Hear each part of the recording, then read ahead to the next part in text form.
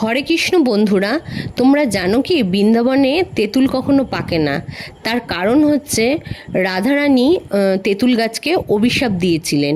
কি কারণে তিনি তাকে অভিশাপ দিয়েছিলেন সেই কারণটা তোমরা জানো কি? না জানলে আমি তোমাদের বলছি।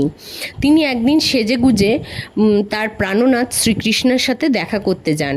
এবার দেখা করতে যাওয়ার সময় তার পায়ের তলায় পাকা তেঁতুল পড়ে এবং তাড়াহুড়ো করে যাওয়ার জন্য তিনি পাকা তেঁতুলে পা পিছলে পড়ে যান এবং তার সাজগোজ সব নষ্ট হয়ে যায় এবং তার আঘাতও লাগে। এই কারণে তিনি তার প্রাণনাথের সাথে দেখা করতে পারেন না। তাই জন্য তিনি তেঁতুল গাছকে অভিশাপ দেন যে যাতে তেঁতুল গাছ হয় কিন্তু কাঁচা থাকে, আবার আশীর্বাদও করেন সে কাঁচা তেঁতুল কিন্তু খেতে এত মিষ্টি হবে যেটা খেয়ে প্রত্যেকের মন প্রাণ ভরে যাবে।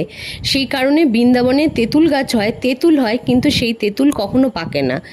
তো বন্ধুরা, তোমরা কি এটা জানো? তাহলে জেনে থাকলে আমাকে